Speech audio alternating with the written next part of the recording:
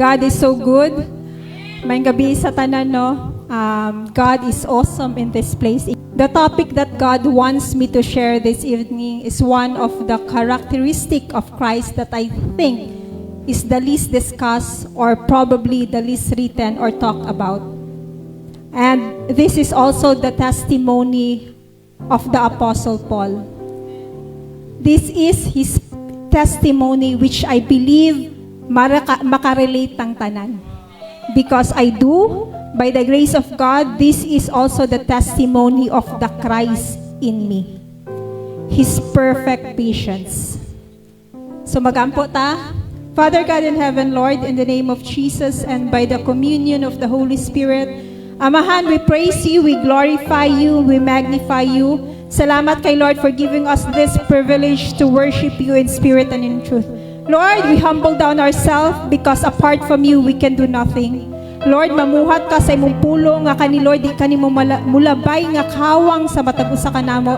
But by your grace, Lord, masabtan kani, magarema kani, ug ikinabuhi kani namo that it will renew our mind of who we are in Christ. Salamat sa pagpamuhat sa matag usa kanamo. Salamat kay Lord for anointing each one and for using me, Lord, as a vessel of yours to share your words for your purpose and glory. Ikaw jud ang mahimaya, Lord, ani nga bulahaton kay imo man ni. Salamat, Lord, for all the blessings. And bless this fellowship, Lord, that no weapon will be formed against us will prosper in Jesus' name. Amahan, dalaygon ka sa walay katapusan, imo lang jud ang tanan, dungog, himaya, ug pagpasalamat. In Jesus' mighty name, amen. Hallelujah. Patience or long-suffering is one of the fruit of the Spirit. Galatians chapter 5, verse 21 to 22. Kabalo man ta ana, no? And I am so grateful more than ever sa pasensya ni Kristo. Sa pasensya sa Ginoo nga gi-pour out niya sa matag usa kanato through Christ. Kinsa ba yung mga impatient din Hallelujah.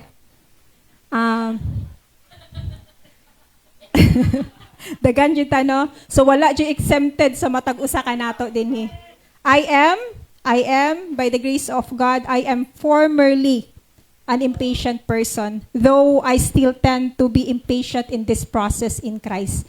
Di man jud na malikayan nga at times, we are impatient. But, wala na to siya na kinaiya. Gikuha na to formerly. Amen ba? So, I am one of the people or believers in Christ whom the Lord has to be patient with. Kanap itong ibutang kanya sa in the right place or in the right people or sets you in the right direction and still you rebelled against it. Even to the promptings and to the leading of the Holy Spirit. Kanap itong kina-convict ka sa Holy Spirit but gina-ignore lang nimo or try to circumvent or avoid or bypass. Di ka mamati. God has been so patient with us.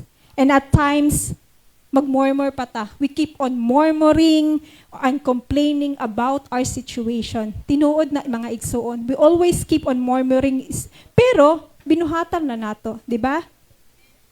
And because we do not understand or have difficulty understanding about His plan in our lives. When in fact, we have a Father who actually knows what's best for us. Romans chapter 8, verse 28, and we know that all things work together for good to those who love God, to those who are called according to His purpose. Amen ba? We just have to believe and trust in Him.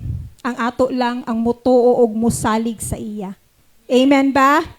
The good news of our relationship, kay kabalo man ta mga anak na ta, so naatay relasyon. Amen ba? So the good news of our relationship with God is His grace is sufficient po for us. Kinsa maning grace? Si Kristo. It means we cannot wear God out. It means dili siya kapuyon sa ato, bisag unsa pata kabadlungon. Amen ba? He is so meek and slow to anger, that His love endures forever. His mercy is extravagant, that His grace is boundless. His patience is perfect. Amen ba? And that perfect and complete is in our born-again spirit. Kanang perfecto o complete na nature ni Christ na adinhi sa atong born-again spirit. Amen ba? Amen. Hallelujah. I am so blessed and grateful because it freed me up. It frees us. It frees us from any shackle of fear, from worries, insecurities, condemnation. Isa na ni muning isa sa mga sakit sa mga kuan kanang dali ra kay nato i-condemn atong kaugalingon. From the accusation of the enemy, and most especially our pride, the pride of life. Munang pinaka-worst enemies sa mga believers in Christ, atong garbo. Amen ba? Somebody needs to be encouraged tonight that it doesn't matter how many times we fail. It doesn't matter kung pila ta ma-fail. We need to redo. We need to backstep. Kailangan ta mo atras, mo rest, because Christ has enough patience for us. He can handle us and change us. Amen ba? In this topic, we will be able to know the perfect patience of Christ, fully grasping it and appreciating it, for it can set us free, because if you don't have the revelation of the greatness, the vastness, and the boundlessness of Christ's patience, then we will always tiptoe or walk on eggshells in our relationship with God. Kaya bitang mag-step ta carefully or cautiously, because we are so concerned that if we have one mistake or one misstep, He might be finished with us, di na tagamiton sa Ginoo. Ka-experience ba ta, ana? Amen ba? This is the reality. This is our experience by the grace of God. Nga mahadlok na ta, nga basi unyag makasala ta. Cautious na nun kay ta, imbis gihatagan tag freedom ni Christ. Ang freedom na himo na noon siya, o kanang bitong cautious na ka, wala na nun ka na free. Kay puro na ka kahadlok, kabalaka, nga nakasala na ka. Amen ba? Hallelujah. This is the revelation of patience of Christ towards us as we willingly consider holiness and pursue holiness by His grace. Diba? We all know that we are the will of God is our sanctification, holiness, pagkabalaan. Amen ba? Hallelujah. Because kabalo man ta na atay kaaway. Because the enemy wants us to be shackled by our fear, by our insecurity, and condemnation. And think that God might have enough for us. Kana bitong wala na ay pasensya ang Ginoo sa ato, because perminti lang ta makasala, perminti lang ta makahimo og sayop. Amen ba? That we forgot. John 10:10 said, unsa maingon sa John 10:10? The thief does not come except to steal, to kill, and to destroy. And Jesus came to give us an abundant life. The Christ in us is abundant in love, in mercy, in patience, etc. Kompleto na, full package na. Amen ba? And we cannot live abundantly in Christ if we are shackled. Dili ta. We can live abundantly kung unsa may kaning Kristo na naa sa ato, kung kanabitong nagapos pa ta sa mga kanang fear, kahadlok, kanang shame, kaulaw, guilt, worries, condemnation. Dili man ko takos, maulaw man ko. Mudyo na permi atong istorya. Katawa si ate, oh. Hallelujah. Puminti na lang tayo na, dili man ko takos, maulaw man ko. Hallelujah. Gipagawas na taan na may nga igsuon. And Christ is so patient with us in spite of our actions, in spite of our kanang ginakuan nato, ginabuhat nato. Amen ba? Brothers and sisters in Christ, we may have lahi man jud ta mga circumstansya and trials in life. But this is a revelation that transformed me by the grace of God, that God's grace is sufficient for us. Amen ba? And who is this grace? Christ. Ang grasya sa Ginoo sufficiente sa matag usa kanato. So nganong mahadlok man ta, nganong maulaw man ta, nganong magpuyo man ta sa condemnation. Amen ba?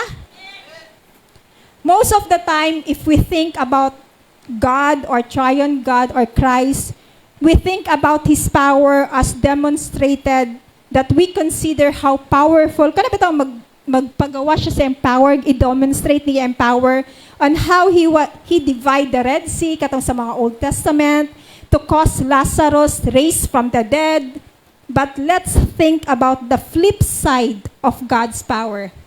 That God's power is not only seen in what He can release, but God's power is also seen in how He restrains Himself. For giving us what we thought we deserve, for not giving us we thought that we deserve, for protecting us from all danger that we dug ourselves. Kana bitong gikalot nato gatong gihimo para sa tong kaugalingon. God's power is not only seen in what He does. Sometimes God's power is seen in what He chooses not to do. Patience. Amen ba? Nasabtan ba? Nasabtan ba nato tanan? Amen ba? In fact, when we think about, kabalo mo ka ng chains? Unsa kinang chains sa Bisaya? Kadina. If we think about, kanabit diba? Nakalink na siya, kanang kadina, kanang chain. If we think about all the chains, the links in the chain that make up the character of Christ, His omniscience, His omnipresence, His sovereignty, His holiness, love, patience, nature ni Christ. When you think about all the links of that chains, I believe patience is the most critical, because if it were not for the patience of Christ, we wouldn't exist long enough to experience His grace in this process of sanctification. Amen ba? Of molding us, of conforming us, of maturing us into the image of Christ. Amen ba? Kung dili sa pasensya sa Ginoo, wa na ta.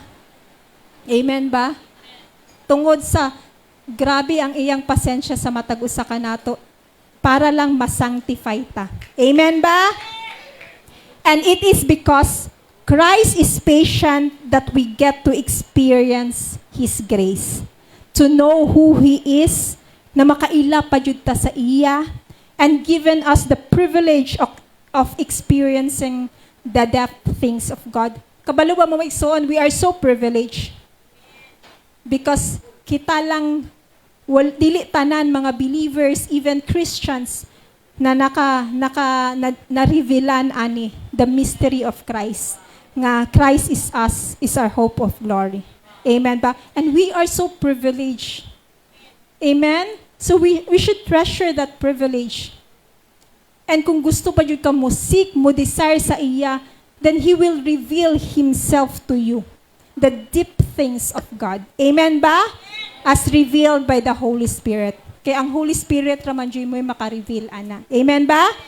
When we think about it in a human sense, it is a characteristic or attributes that most of us fail and struggle. Fail jud ta. Diba? Kung tawhanon lang kaning pagkapasensya, fail jud ta. And most especially, struggle jud ta. Kaya atong pasensya, labi na sa mga inahan, isa pagali, wala nang labay na, nangusi na. Diba? Tinuod. Isa pagali, wala pa gay nagtulo, wala na. Nasuko na. Inana ang pasensya sa tawhanon. Amen ba? Hallelujah. Nakarelate yun si nanay. Hallelujah. But you know God is, or kung wala ka kaila sa Ginoo, God often situates us or put us in a scenario. Kanap itong ibutang ta sa Ginoo sa scenario nga we have to wait. Labi nag-impatient kay ta. Butang yun ta sa scenario nga ang patience ni Christ mag-manifest din sa ato. Hallelujah. He will situate us with people that will rub against us. Bairon jud ang pasensya ba? Nga mugawas jud bitaw ang patience ni Christ. He will put us in a scenario. It's either in a husband-wife relationship. Sir Bernie, your husband and wife relationship, magbinairay mo. Hallelujah. Or a parent-child relationship by the grace of God. Encountered yun sa mga mama. Hallelujah. Or sa inyong mga classmate or co-worker relationship. Naadjud, inana, pag binairay. Amen ba? God is using that relationship to mature within you. Kanang mag-mature bitaw ta kang Kristo. Amen ba? Of His characteristic of patience. So as we abide in Christ, His patience or long-suffering nature mag-express din sa ato. Amen ba? So, ako, daghan jud tag mga questions, especially atong bago pa ko. I asked before, which I believe makarelate ta. Unsaon man, how to abide. Nganong feeling nako ako pamanjapon ang gapamuhat. Nganong ga-struggle paman ko, which later atong matubag. One of the clearest verses in the scriptures that displays the perfect patience of Christ is in 1 Timothy chapter 1 verse 16. Amplified, "Yet for this reason I found mercy, so that in me, as the foremost of sinners, Jesus Christ might demonstrate His perfect patience as an example or pattern for those who believe in Him for eternal life." Amen ba? In this verse, the Apostle Paul is writing to his spiritual son, Timothy. Nagsulat siya ani kay Timothy. Si Paul, naghatag siya og instruction kay Timothy on how to minister well. Parera Japon sa ato, we have a spiritual father na always naga-mentor, nagagiya sa ato by the grace of God. Amen ba? Hallelujah. Right in this very first letter, the Apostle Paul begins to speak about one of the nature of Christ because he knows ahead, kabalo jud si Paul nga ahead of time nga si Timothy makasala, might make mistakes. There's gonna be a hard times, di ba? Makarelate man jud ta na as leaders. Amen? Sa mga pastors, naadyoy mga hardships, naadyoy mga trials, temptations, hard times, and sometimes, kailangan na naka-step forward na ka, pero kailangan pa jud ka mo backward, 2 steps backward. Di ba? Maka-experience man mostly ang mga pastors, ana. Right here in this very verse, in 16, he told Timothy that he experienced the perfect patience of Christ. In spite of all his mistakes, the temptations, na mga hardships, trials na na-encounter ni Paul, he said to Timothy, sa first pa lang, he already experienced the patience, the mercy of Christ. Amen ba? When we say perfect, it means ideal, flawless, faultless, complete, which means there is not a bit of deficiency or imperfection. It is completely perfect, true and true towards you and me.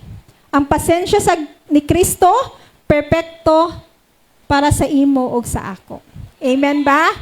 The Apostle Paul described himself in this verse. Actually, si Apostle Paul describe niya yung kaugalingon ani na verse. He said, "I am the foremost." Ingon siya ang chief of all sinners. Because he wants to make sure, just in case Timothy or any believers will forget or think we are exemptions to the rule of the patience of Christ. Amen ba? Because of all the mistakes, tungod kay feeling na to, exempted na ta, siguro dili ta appeal ani because of all the mistakes of how sinful we think we are. Amen ba? Paul says, just in case you are one of those who think doesn't fit in this scripture or in this passage and this verse, let me free you from that. I am the foremost, ingon siya, the chief of all sinners. Amen ba? And I believe makarelate yun si Bishop Annie because he's na-experience niya. Ingon pa si Paul, You ain't done nothing I have already done.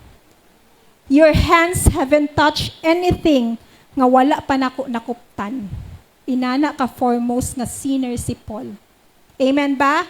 And God's grace and mercy are so great that He can reach down into the pit that you dug for yourself. And Paul said, I am the witness that the patience of Christ is perfect. So I will go back to the question, unsaon man, how to abide, nga nung feeling nako, ako pa man Japon ka pamuhat, ga-struggle pa man ko. Ang question pa lang daan na unsaon is already a work. We are not to work here. We are here only to believe. Motoo lang ta, musalig. The work will manifest itself. Kung motoo ka, ang work, mag-manifest ra na. Amen ba? Dili kita ang mag-work, si Christ nga naa dinhi sa atong sulod. Amen ba? Let me encourage you, brothers and sisters in Christ. All our struggles, tanan nato mga struggles sa kinabuhi, mga trials, especially sa mga ga-review karon, grabing struggles, sakit, burnout, that is all valid. Tanan nato mga kasakit nga giagian karon valid na. God allow that in order nga magdepende lang ta sa iya. Amen ba? To surrender everything to Him so that we will mature in our relationship with Him. Amen ba? Gusto niya nga isurrender nato tanan sa iya. Nga bitaw mag-rely lang jud ta, mag-abide lang jud ta sa iya. Kay gusto siya nga kanang siya'y mamuhat dinhi sa ato. Mag-mature ta in our relationship with Him. Amen ba? Verse 16 starts with saying, yet for this reason. Di ba? Anytime you see a transition phrase, kani siya, yet for this reason is a transition phrase. So, anytime you see a transition phrase, it is like seeing therefore. Parihara ni sila sa therefore. Yet for this reason or therefore. And anytime you see therefore, you need to go to see what is therefore. Amen ba? Nasabtan? Kailangan kung makita ka yet for this reason or therefore, you need to go to see unsa day ng therefore. Unsay pasabot ana. And the transitional phrase na therefore or yet for this reason is intentional because it is trying to draw a connection so that you know exactly what to do. Paul says, yet for this reason, or I have come to the conclusion of the perfect patience of Christ. That means he already developed a hypothesis or evidence that leads him to the conclusion of this verse 16. Kung unsa ka perfect ang pasensya ni Kristo. Amen ba? Yet for this reason. This means there are reasons na ay mga rason. And we have to backtrack so that we will know the reasons are.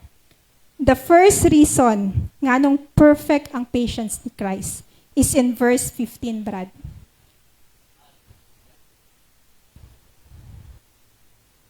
Verse 15.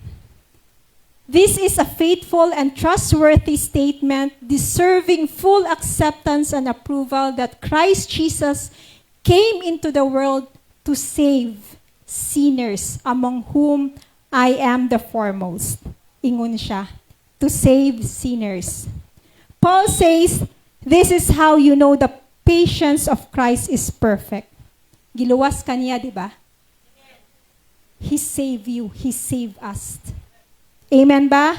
We all know that God, wala nang kinahanglan ang Ginoo sa ato.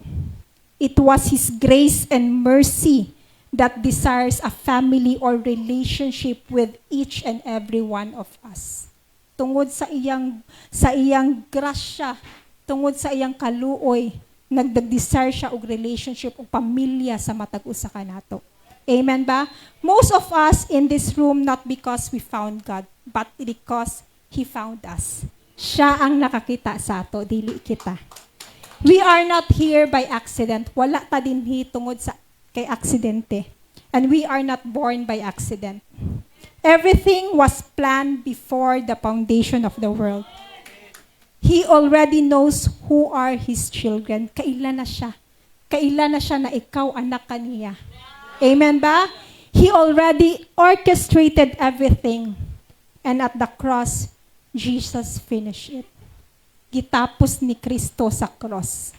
Amen ba? Para mahimo kang anak sa Diyos. Hallelujah.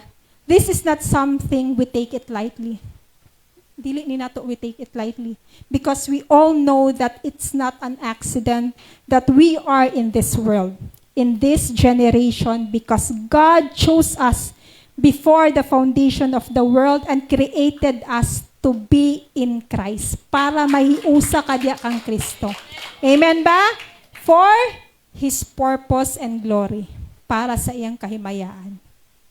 And we also know that we have an enemy na atay kaaway who is vying or competing for our commitment or relationship with God. Kabalo man taan na, di ba? Na natay kontra, natay enemy nga who is also competing with our relationship sa atong buhi nga Ginoo. Amen ba? Kisay kaila og chessboard dinhi. Chessboard. Kanang chessboard. Amen. And the battle between God and the enemy is like a cosmic chessboard. Kailan mo chessboard, di ba? So it's like a cosmic chessboard. God is on the other side. So dinhi ang Ginoo, ang pikas ang enemy. He is on the other side vying for our attention and commitment.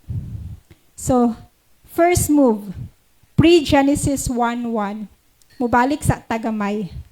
Pre-Genesis 1:1, God made the first move. He speaks the world into existence and created Adam and Eve.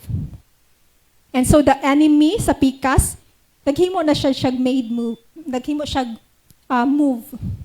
In that cosmic chessboard, He introduced sin into equation through Eve and Adam. Di na ko mo detalye, okay? Kay murag taas na kay basig maugmaan pa ta. So, mag-summarize na lang ko, okay? So, di na ko maghatag og detail. God, then, sa pikas na sad, kay grabe namang sala, God made a move through Noah to destroy the world through flood. Gisugo niya si Noah paghimog ark. And then, the enemy made a move. He introduces sin and rebellion back again into the equation. Ipakuan na sad niya ang sala, ang rebellion. And then God made a move. Ang Ginoo na sad nagimove through Abraham and chose his people, his chosen people Israel. Amen ba? And then the enemy made a move. Ang kontra na sad, himo na sad siya kuan. He takes God's chosen people into Egypt and becomes slave for 400 years. Ang mga chosen people na himong slave. And God made a move through Moses. Si Moses na sad ang iyang gigamit. His chosen people been freed from slavery and nakaadto sa promised land after 40 years in wilderness as it intended to be. Kamu man jud na, di ba? Na makaadto sila sa promised land. Pero mga gahay maning mga ulo, mga Israelites, giabot yat sila 40 years in wilderness. Amen ba? But wala nakasulod si Moses. Kabalo naman taan na. As though they thought it was the end, but the enemy made a move again. In the book of Judges, it's all about God's people being introduced to idolatry. It says, they did not turn their backs on the one true God. They just stationed their worship of God alongside with the worship of idols in the culture. And the duplicity of the people of God, God's allegiance is so devastating that by the time you get to the last line in the book of Judges, Judges chapter 21 verse 25, Brad. And it says, everyone did what was right in his own eyes. Everybody was doing what was right in his own eyes. Familiar, right? Makarelate ta, right?